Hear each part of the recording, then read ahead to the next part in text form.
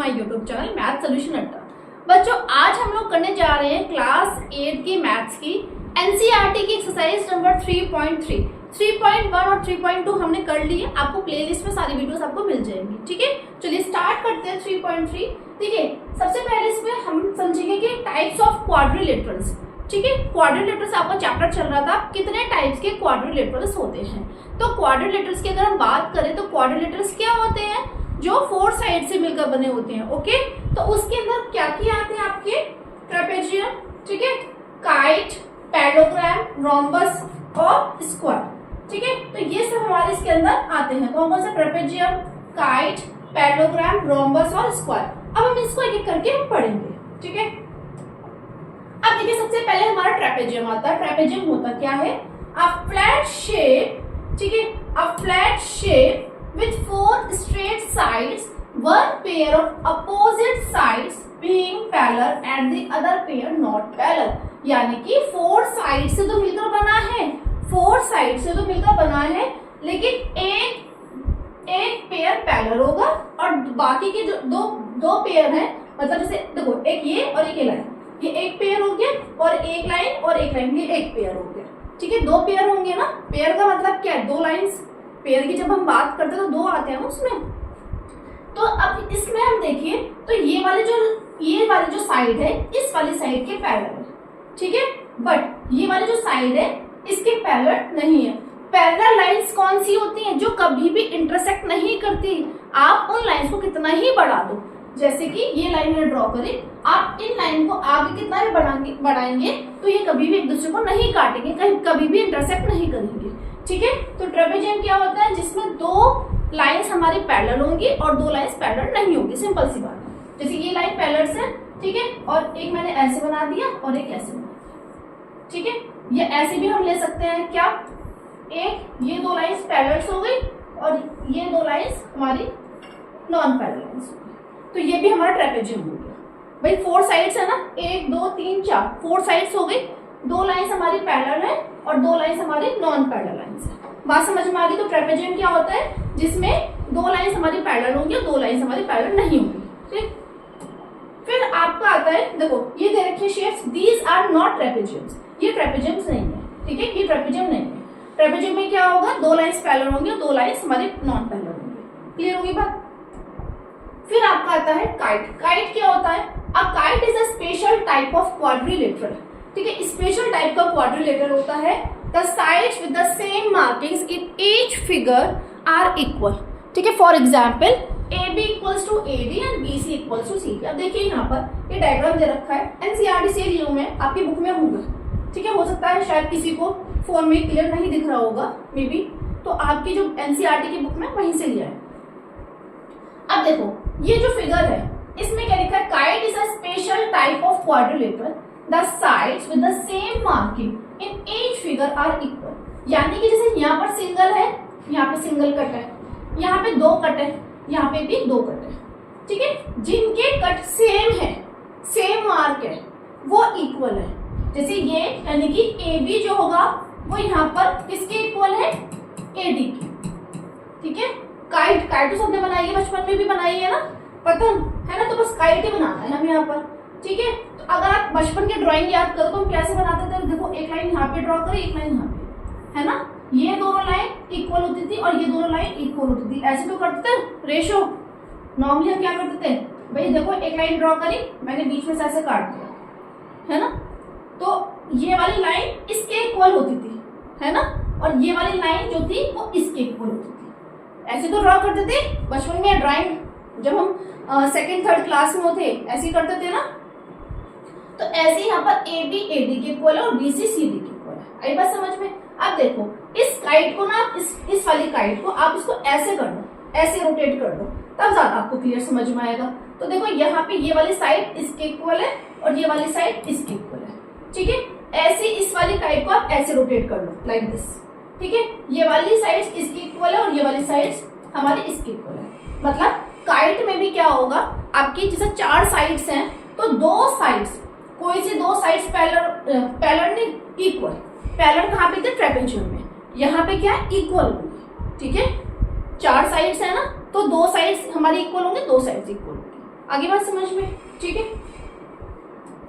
फिर हम बात करते हैं पैरेललोग्राम्स, ठीक है। ये हमारे क्या है, पैरेललोग्राम्स। पैरेललोग्राम्स क्या होते हैं, देखो पैरेललोग्राम की चीज और शॉर्ट में ना हम ऐसे लिख देते हैं, जो पैरेलल लाइंस होती है उनका साइन ऐसे होता है।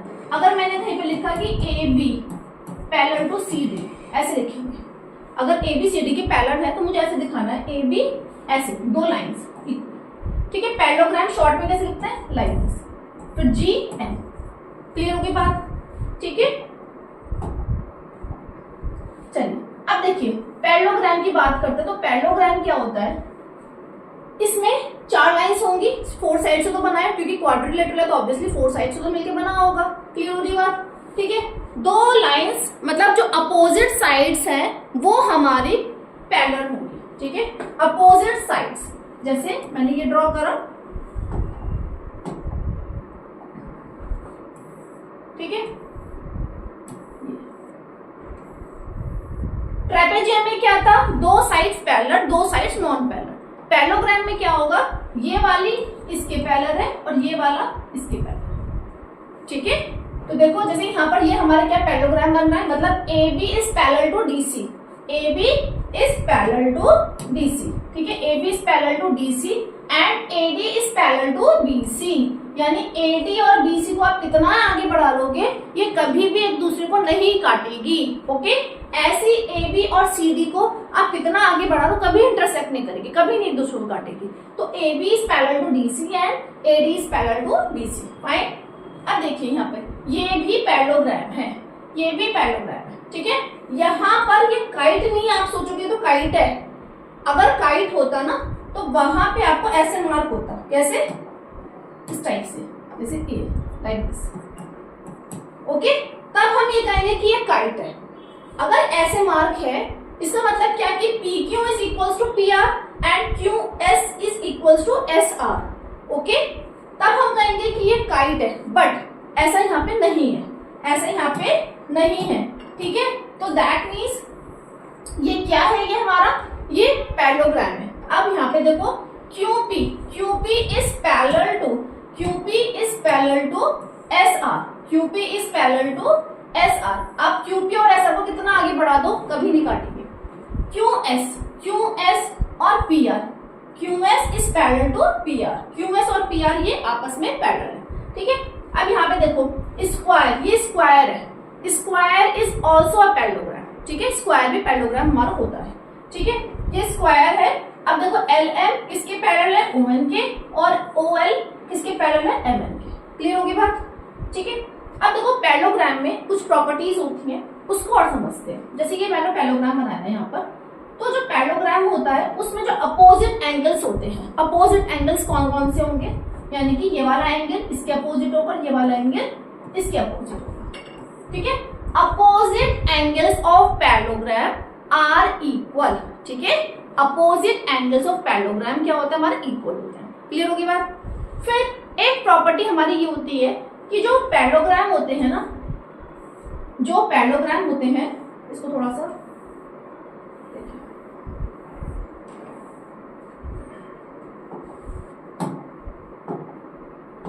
देखिए, जो पैरेललोग्राम होता है, देखो पहले फर्स्ट प्रॉपर्टी क्या होती है हमारी, कि जो अपोजिट एंगल्स होते हैं, बिल्कुल देखो पैरेललोग्राम, इस पे बेस्ट क्वेश्चंस आपके आएंगे एक्सरसाइज में। अपोजिट एंगल्स ऑफ पैरेललोग्राम क्या होते हैं, वो आर इक्वल, ठीक है। पैरेललोग्राम के जो अपोजिट एंगल्स है वो इक्वल होंगे। सेकेंड प्रॉपर्टीज ये होती है कि जो डायगोनल्स होते हैं पैरेललोग्राम के वो बाइसेक्ट करते हैं। डायगोनल्स ऑफ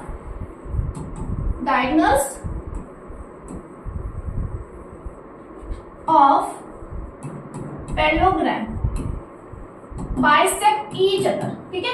बाइसेक्ट करते हैं एक दूसरे को, ठीक है। डायगोनल्स ऑफ पैरेललोग्राम वो बाइसेक्ट करते हैं एक दूसरे को। क्लियर होगी बात, ठीक है।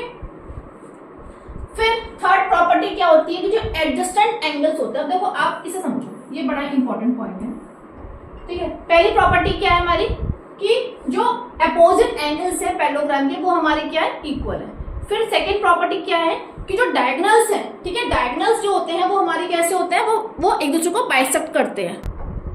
क्लियर। तो जो फर्स्ट प्रॉपर्टी क्या है, opposite angle angles of parallelogram are equal. इसे आप याद कर लीजिए प्रॉपर्टीज को, ठीक है, इस पे बेस क्योंकि आपके क्वेश्चंस होंगे। सेकंड प्रॉपर्टी क्या है, डायगोनल्स ऑफ पैरेललोग्राम, इस स्पेलिंग मिस्टेक हो गई। डायगोनल्स जो है, डायगोनल्स जो होते हैं हमारे पैरेललोग्राम के, वो क्या होता है, बाइसेक्ट करते हैं एक दूसरे को। Diagonals of parallelogram bisect each other, ठीक है। बाइसेक्ट का मतलब क्या होता है, एक दूसरे को इक्वल इक्वल काटना। लाइक देखो, सपोज ये ए बी, ये सी और ये डी, ठीक है। इसके डायगोनल्स कौन कौन से हुए बेटा, ए सी एंड कौन कौन से हुए, ए सी एंड बी डी। और ये किस पे काट रहे हैं, पॉइंट ओ पर एक दूसरे को काट रहे हैं, ठीक है। A C and B D intersect at point O. इसका मतलब क्या है, इसका मतलब ये हुआ कि जो OD होगा वो OB के इक्वल होगा। OD is equals to OB and OA is equals to OC। बात समझ में आ रही है, ये पॉइंट बड़ा ही इंपॉर्टेंट है, ठीक है, ये पॉइंट बड़ा ही इंपॉर्टेंट है। OD is equals to OB and OC is equals to OA, ठीक है। और एंगल D, अब ये जो पॉइंट था ना हमारा, opposite angles of parallelogram are equal, यानी कि angle D is equals to angle B, angle D is equals to angle B and angle A is equals to angle C। बात समझ में आ गई, ठीक है, ओके। अब थर्ड पॉइंट देखते हैं। थर्ड पॉइंट ये कहता है कि जो एडजेसेंट एंगल्स होते हैं पैरेललोग्राम के, अब कहोगे एडजेसेंट का मतलब क्या है, एडजेसेंट का मतलब होता है पड़ोसी, पड़ोसी, ठीक है। एडजेसेंट एंगल्स ऑफ पैरेललोग्राम, ठीक है, उनका जो सम होता है वो कितना होता है, 180। यानी कि अगर मैं डी की बात करूं तो डी का पड़ोसी कौन होगा, बताओ, डी का पड़ोसी ए बी होगा और सी बी होगा, ठीक है। डी का पड़ोसी ए बी होगा और सी बी होगा, यानी कि हम ये कह सकते हैं कि angle A plus angle D is equal to 180 degree, angle A plus angle B is equal to 180 degree. A का पड़ोसी क्या है, बी बी होगा ना, और ए का पड़ोसी डी बी है, ठीक है। एंगल ए, इन दोनों का sum angle A plus angle D is equal to 180 degree. ऐसे angle A plus angle B, मतलब एक ही लाइन पर बने होने चाहिए, एक ही लाइन पर बने होने चाहिए मेरा एंगल, ठीक है। एंगल ए और एंगल बी सेम लाइन पर है ना, तो इन दोनों का सम भी कितना होगा, 180 डिग्री होगा। ऐसे angle B plus angle C कितना होगा, इन दोनों का सम 180 डिग्री। और ऐसी angle C plus angle D कितना होगा, 180 डिग्री। आगे बात समझ में, यानी कि जो एडजेसेंट एंगल्स होते हैं पैरेललोग्राम में, उनका सम कितना होता है, 180 डिग्री। क्लियर होगी बात, ठीक है। अब आगे देखते हैं। अब देखो क्वेश्चन है हमारा एक्सरसाइज नंबर 3.3 का क्वेश्चन नंबर 1, ठीक है। ये हम करते हैं, आपको एक पैरेललोग्राम दे रखा है ABCD, complete each statement along with the definition और प्रॉपर्टी यूज्ड, ठीक।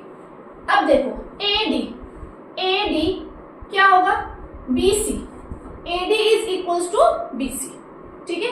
AD is equals to BC। देखो अब पैरेललोग्राम में एक चीज और बताना भूल गई कि जो पैरेललोग्राम में जो लाइंस होती हैं, ठीक है, वो पैरेलल तो होती हैं, साथ में एक दूसरे के इक्वल भी होती हैं, साथ में एक दूसरे के इक्वल भी होती हैं, ठीक है ना। तो AD इज इक्वल्स टू किसके आएगा यहाँ पर, AD is equals to BC, ठीक। बिकॉज क्या लिखोगे, opposite sides, because opposite sides are equal, okay. फिर बात करते हैं एंगल DCB। देखो फर्स्ट का क्या आएगा आपका, AD इक्वल्स टू BC, ठीक है। अपोजिट साइड्स लिखोगे, opposite sides of parallelogram are equal, ठीक है। सेकंड हम देखते हैं, सेकंड क्या है इसमें, एंगल DCB, एंगल DCB किसके इक्वल होगा, इस वाले एंगल के, एंगल DAB के। क्यों होगा, बिकॉज अपोजिट एंगल्स जो होते हैं पैरेललोग्राम में वो क्या होते हैं, हमारे इक्वल होते हैं। Because opposite angles of parallelogram are equal, ठीक है। फिर थर्ड क्या है, OC इज इक्वल टू किसके होगा, OA के, है ना। OC is equals to O A. क्यों होगा? Because diagonals of parallelogram bisect each other. Okay, ठीक है, आपको बताया था ना मैंने अभी, diagonals of parallelogram bisect, bisect का मतलब होता है एक दूसरे के इक्वल काटना, ईच अदर। ठीक है, diagonals of parallelogram bisect each other. Clear है? फोर्थ है हमारा एम। एम का मतलब यहाँ पे कोई भी उसको रिप्रेजेंट कर रहा है एंगल को। ठीक है, आप ये समझिए angle D A B plus, यानी कि ये वाला एंगल। देखो एंगल जो होता है ना आपका, जो बीच में होता है वो बताता है। जो बीच में से डी ए बी लिखा है ना हमने, एंगल डी ए बी, इसका मतलब एंगल कौन सा है? ए। बच्चों को पता नहीं होता, इसको आप B, angle B A D भी लिख सकते हो, डजंट मैटर। ठीक है, एंगल डी ए बी या फिर angle B A D, but इसको आप ऐसे नहीं लिख सकते कि एंगल ए डी बी, वो गलत हो जाएगा। क्लियर? तो इसका मतलब एंगल डी ए बी ये plus angle C D A कितना होगा? यानी कि इन दोनों का सम एंगल सी डी ए। तो एंगल कौन सा? डी है ना, बीच में क्या लिखा है? डी लिखा है। इन दोनों का सम कितना होगा? 180 डिग्री। क्यों होगा भाई 180 डिग्री? ठीक है, क्यों होगा 180 डिग्री? बिकॉज एडजेसेंट एंगल्स, ठीक है, जो एडजेसेंट एंगल्स होते हैं उनका सम कितना होता है? 180 degree. Okay, because sum of adjacent angles, ठीक है, of parallelogram is 180। Okay, sum of adjacent angles of parallelogram is 180। बात समझ में आ गई? फिर से एक बार समझते हैं। ये आपको दे रखा था डायग्राम, आपकी बुक में, एनसीईआरटी की बुक में है। ठीक है, एक्सरसाइज 3.3 हम कर रहे हैं एनसीईआरटी से। तो क्वेश्चन नंबर 1 में एडी किसके इक्वल होगा? बीसी के इक्वल होगा। क्यों? Because opposite sides of parallelogram are equal. Second है angle DCB, angle DCB is equals to किसके इक्वल होगा? इसके, एंगल डीएबी के। क्यों होगा? Because opposite angles of parallelogram are equal. फिर थर्ड है आपका OC, OC is equals to OA. क्यों होगा? Because diagonals of parallelogram bisect each other. Okay, and fourth is angle DAB plus angle CDA. इन दोनों का सम कितना होगा? 180 degree, because sum of adjacent angles of parallelogram is 180। Clear हो गई बात? सेकंड क्वेश्चन का यहां देखिए, consider the following parallelograms, find the values of unknowns x y z। ठीक है, क्वेश्चन नंबर 2 का पहले फर्स्ट पार्ट ले रहे हैं। ठीक है, मैं पहले इसको सॉल्व करा रही हूँ फर्स्ट पार्ट को। देखिए बहुत सिंपल सा है, बहुत ही सिंपल। अगर आपको पैरेललोग्राम समझ में आ गया, पैरेललोग्राम की प्रॉपर्टी समझ में आ गई, तो फटाफट से आप लोग सॉल्व कर दोगे देखो के साथ ही। देखिए बेटा, एंगल बी, यहां पर मैं अभी फर्स्ट ले रही हूँ, एंगल बी कितना है आपका? 100। ठीक है, angle B is 100, it is given. Angle B कितना दे रखा है? 100। ठीक, दैट मीन्स एंगल वाई भी एंगल बी के इक्वल होगा। एंगल वाई जो होगा यानी कि ये वाला, ठीक है, वाई कितना होगा? वो कितना होगा आपका? आप इसको ऐसे लिखिए, एंगल वाई भी, इसको आप ऐसे लिखो, एंगल डी, एंगल डी की वैल्यू कितनी दे रखी है आपको? वाई, है ना, वाई दे रखा होगा। वाई जो वो किसके इक्वल होगा? आपके एंगल बी के इक्वल होगा। क्यों होगा?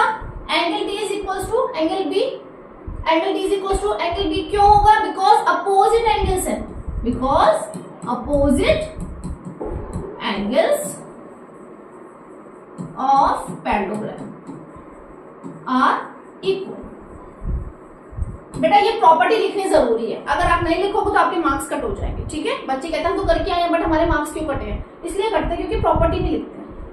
तो एंगल डी कितना दे रखा है आपको? वाई दे रखा है, और वो किसके इक्वल होगा? एंगल बी के। So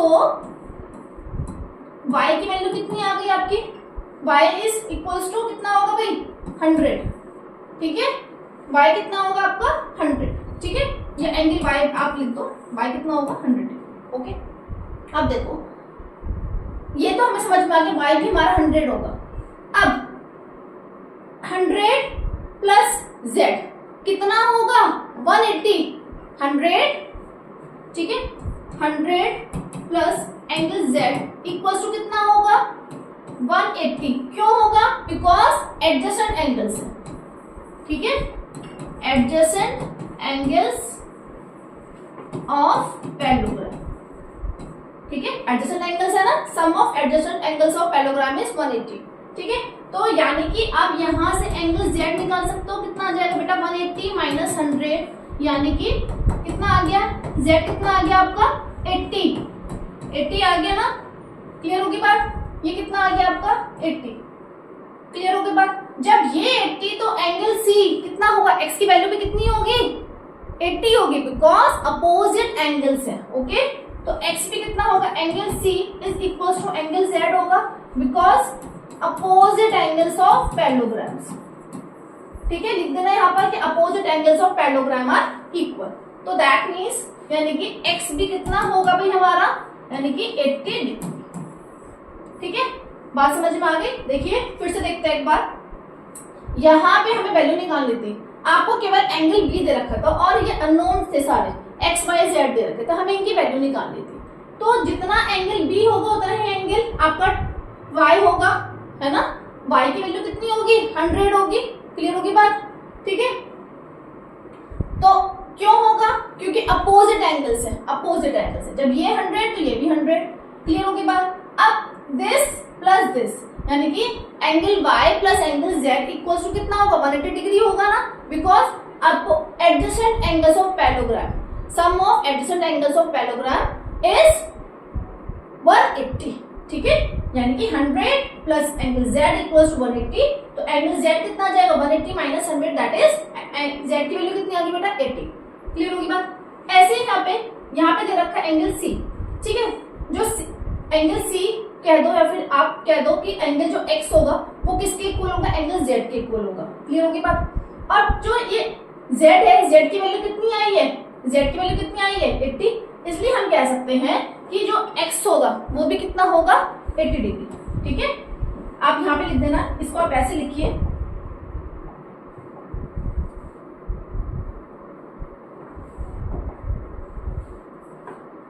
since angle Z is 80 degree, so angle X भी कितना होगा 80 डिग्री, ओके, बात समझ में आ गई, क्लियर हो गया होगा, ठीक है। चलिए अगला देखते हैं, नेक्स्ट इसका सेकंड पार्ट करते हैं, ठीक है, इसका सेकंड पार्ट करेंगे। देखिए देखो भाई, इसको मैं रब कर देती हूँ, ठीक है, इसको मैं रब कर देती हूँ,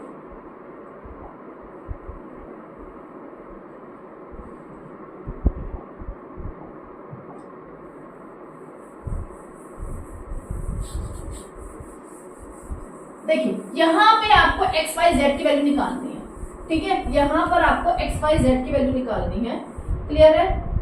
चलिए इसको सॉल्व करते हैं सेकंड वाले पार्ट को, ठीक। देखो बेटा ये 50 डिग्री, ठीक है, ये 50 डिग्री, तो ये वाला एंगल कितना होगा, कैसे निकालेंगे, एडजेसेंट एंगल्स है ना, ये एडजेसेंट एंगल्स है, यानी कि आपकी वैल्यू देखो, angle x plus 50 degree equal to 180 होगा, क्यों, sum of adjacent angles of parallelogram is 180 degree, ये प्रॉपर्टी आप लिखोगे, ठीक है, यानी एंगल x प्लस 50 डिग्री कितना हो गए 180, पड़ोसी है ना, ये पड़ोसी है ना, ठीक है। आप 50 प्लस y भी दे सकते हो, क्योंकि देखो यहाँ पे सबको करने का तरीका अलग है, हो सकता है आपके एग्जाम में आपके माइंड कुछ अलग काम करे, तो आप 50 का पड़ोसी y मान लो, कोई फर्क नहीं पड़ेगा, आंसर सेम आएगा, कोई फर्क नहीं पड़ेगा, ठीक है। तो यहाँ से आप x की वैल्यू निकालिए, तो 180 माइनस 50 यानी कितना आ जाएगा आपका 130 डिग्री, ठीक है, डिग्री लिखना जरूरी है ऊपर, ओके। तो ये कितना आ गया बेटा 130, इसका मतलब जब एंगल x हमारा कितना आया 130, तो एंगल y कितना होगा, वो भी 130 होगा, because opposite angles of parallelogram are equal, okay. तो एंगल x 130 आया, तो एंगल y जो होगा वो एंगल x के इक्वल होगा, क्यों होगा, opposite angles of parallelogram are equal, ठीक है।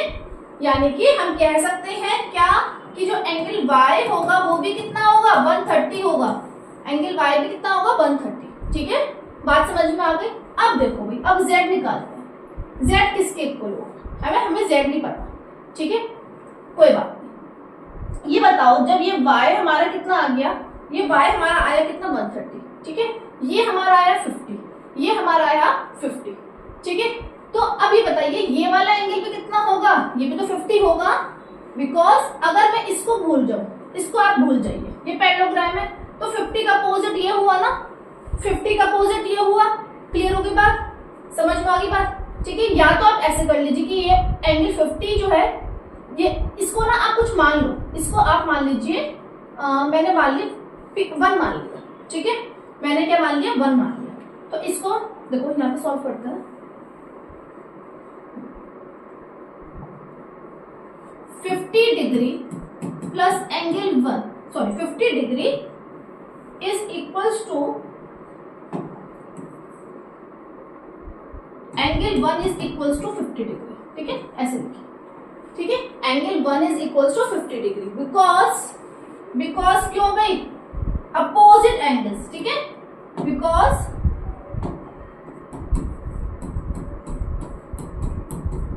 Opposite angles of parallelogram are equal. सही है, एंगल 1 50 के इक्वल होगा, क्यों होगा, अपोजिट एंगल्स। या तो आप ये वाली प्रॉपर्टी ले लीजिए, अदरवाइज y एंगल आप ऐसे भी कर सकते हो, angle y plus angle 1 equals to 180 degree. क्यों, एडजेसेंट एंगल्स है ना, सम ऑफ एडजेसेंट एंगल्स और पैरेललोग्राम इज 180 डिग्री। ठीक है, तो यहां से भी देखो वैल्यू 50 आएगी ना एंगल 1 की, इसे इसके आप वैल्यू निकालोगे तो 180 माइनस y की वैल्यू कितनी आई थी 130, तो कितनी आएगी वैल्यू, यहाँ से भी 50 आएगी। कोई फर्क नहीं पड़ेगा, आप किसी भी तरीके से एग्जाम में कर लो, कोई फर्क नहीं पड़ेगा। ठीक है, ओके। अब ये कितना निकल कर आ गया बेटा मेरा 50 डिग्री। ठीक है, अब देखिए आपको पता है ये स्ट्रेट लाइन है, ये वाला एंगल और ये वाला एंगल, इन दोनों का सम कितना होगा 180 डिग्री होगा, लीनियर पेयर। यानी कि यहाँ पर मैं कह सकती हूँ क्या, angle 1 plus angle z equals to 180 degree. क्यों, लीनियर पेयर। ठीक है, तो यानी कि एंगल 1 कितना निकल कर आया मेरा 50 निकल कर आया, तो z कितना होगा, निकाल लो भी कितना होगा 130। कैसे, 180 माइनस 50 कर दोगे 130। ठीक है, ओके, बात समझ में आ गई। एक तरीका और है, एक तरीका और बताती हूँ। देखो भाई, अगर आपको मालूम होगा दो पैरेलल लाइंस हैं, क्लास 7 में लाइंस एंड एंगल चैप्टर अगर आपने अच्छे से पढ़ा है तो आपको आता होगा। ठीक है, देखो z की शेप में एंगल बनते हैं, कौन से होते हैं, ऑल्टरनेट एंगल। ठीक है, तो जितना y होगा बेटा उतना ही तो z होगा, नहीं होगा।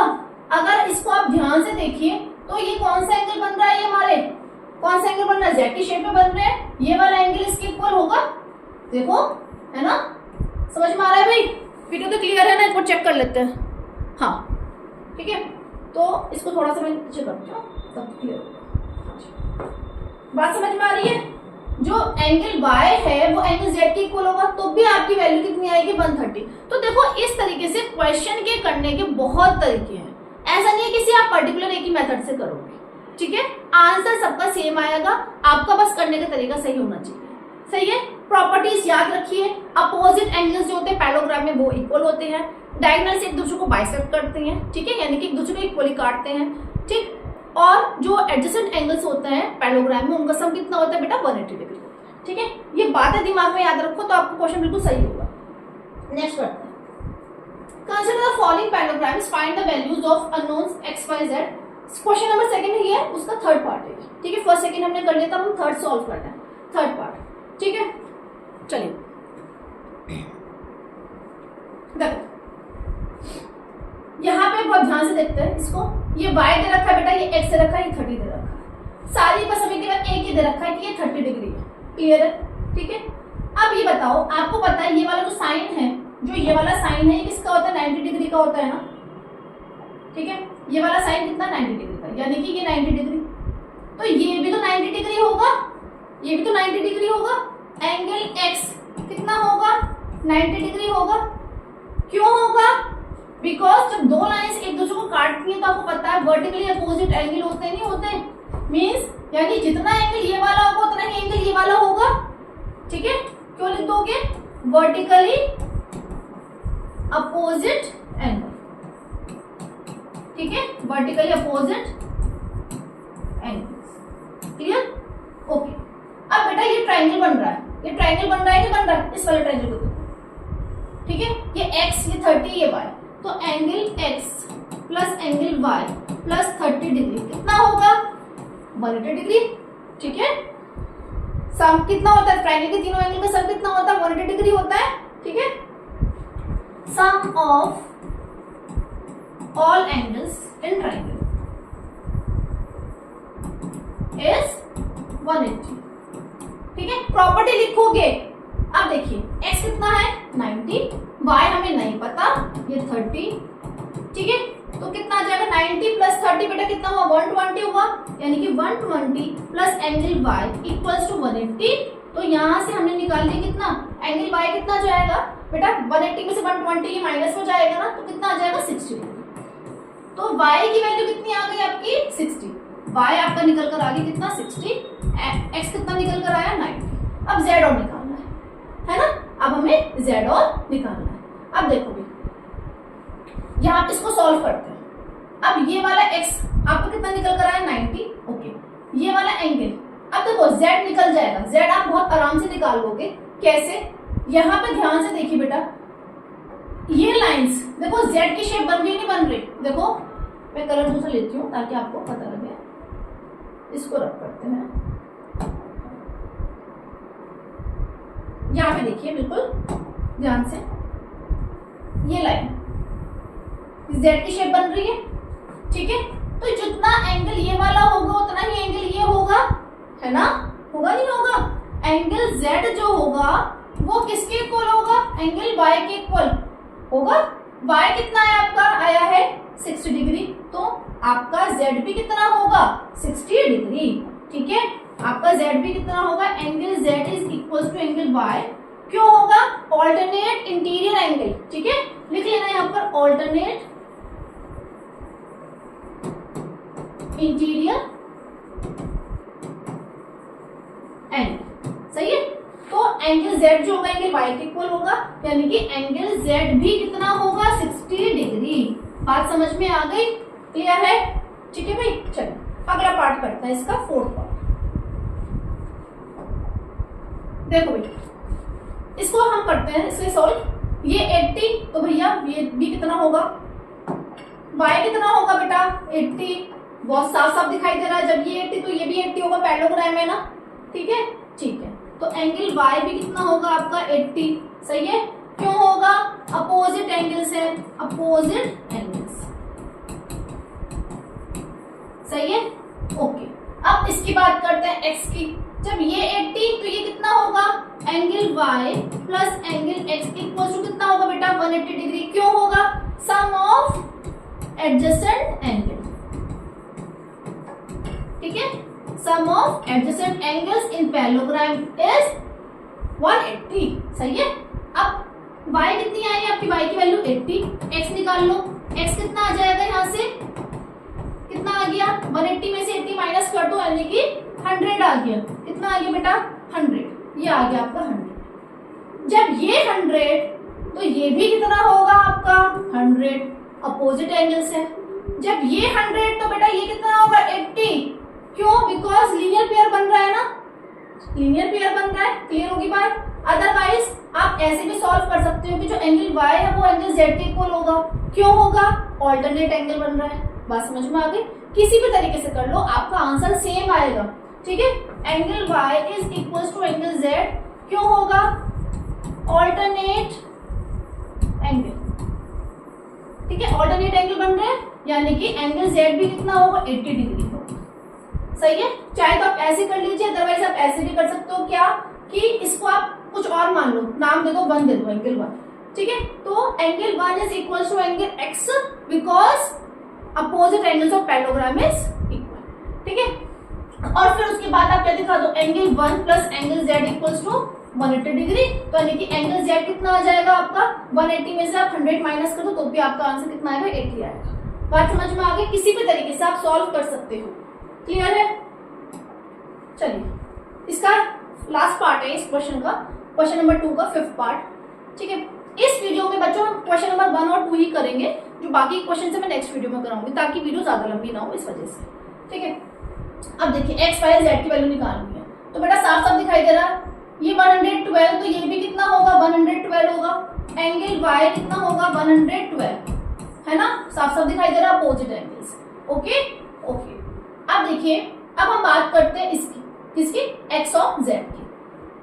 अब हमें ये भी पता चल रहा है साफ साफ कि जो एंगल एक्स है और एंगल जेड ये हमारे कैसे होंगे, इक्वल होंगे ना, क्यों होंगे, बिकॉज कैसे बन रहा है एंगल आपकी, ये ऑल्टरनेट एंगल बन रहा है। ठीक है ओके, अब y ये वाला देखिए एंगल y और ये वाला जो पूरा एंगल है ना, ये वाला एंगल देखो, इसको आप नाम दे दीजिए, इसको ना आप नाम दे दो A B C D। तो आप ऐसे लिखिए यहाँ पर क्या, एंगल C, ठीक है, angle C plus angle B is equal to 180 degree होगा। इन दोनों एंगल का sum, angle C plus angle B is equal to 180 degree. ठीक है, एंगल C कितना है y की वैल्यू कितनी आई आपकी 112, ठीक है 112 प्लस एंगल B कितना है बेटा, पूरा 40 प्लस z है ना, यानी कि 40 degree plus z equals to 180 degree. बात समझ में आ गई, तो 112 प्लस 40 तो कितना आ जाएगा आपका 152 plus angle z equals to 180 degree. तो यहां से आप एंगल z निकालो, कितना आ जाएगा 180 माइनस 152, यानी कितना आ गया आपका 28 डिग्री। z की वैल्यू कितनी आ गई बेटा 28, कितनी आ गई 28। इसका मतलब जितना ही एंगल z है उतना ही एंगल x भी होगा, है ना, एंगल x और एंगल z इक्वल होंगे, ऑल्टरनेट एंगल बन रहा है ना, ऑल्टरनेट इंटीरियर एंगल लिख देना है यहाँ पर, ऑल्टरनेट इंटीरियर एंगल। ठीक है, यानी कि एंगल एक्स भी कितना होगा बेटा 28 डिग्री होगा। क्लियर हो गई बात, एक्स भी कितना होगा 28 डिग्री होगा। फिर से देख लो बेटा, ये हमें दे रखा था 112, देखो इसमें अगर आपको नेमिंग दे रखी है तो ठीक है, नहीं तो आप अपना एज्यूम कर लो, कोई प्रॉब्लम नहीं है, ए बी सी डी मैंने एज्यूम कर लिया। ठीक है, करना है कर लो, नहीं करना तो भी कोई प्रॉब्लम नहीं। अब देखो ये जो एंगल y है वो कितना होगा 112 होगा, बिकॉज ये हमारे कैसे अपोजिट एंगल्स हैं। ठीक है, तो इक्वल होंगे। ठीक है, अब यहाँ पे देखो इसका y का पड़ोसी ये हुआ ना, ये पूरा एंगल ये पूरा पड़ोसी हुए ना, तो यानी इसका और इन दोनों का सम कितना होगा 180 होगा, बिकॉज एडजेसेंट एंगल्स है। पैरेललोग्राम में क्या होता है, जो एडजेसेंट एंगल्स होते हैं उनका सम कितना होता है 180 होता है ना, यानी कि y plus 40 plus z equals to 180 degree. अब y की वैल्यू कितनी है आपकी 112 plus 40 plus z equals to 180। 112 plus 40 कितना है बेटा 152 प्लस z इक्वल्स टू 180। तो यहाँ से हमने एंगल z निकाल लिया, कितना है बेटा 28। अब जब ये जितना एंगल होगा उतना ही ये होगा, क्यों आपको पता है ना, z की शेप में एंगल बनता है, ये वाला एंगल इसके इक्वल होता है, तो ये वाला एंगल जो है वो इसके इक्वल होगा नहीं होगा। ठीक है, इसलिए एंगल x भी कितना होगा 28 होगा। ठीक है, तो बेटा आज हमने इस वीडियो में क्वेश्चन नंबर 1 और क्वेश्चन नंबर 2 सॉल्व किया है। जो नेक्स्ट वीडियो होगी उसमें हम बाकी के क्वेश्चन सॉल्व कर लेंगे। आई होप आपको वीडियो अच्छी लगी है तो प्लीज लाइक कर देना, और जो भी आपके दोस्त हैं उनके साथ शेयर कर देना, चैनल को सब्सक्राइब कर देना। ठीक है, तो मिलते हैं नेक्स्ट वीडियो में, थैंक यू।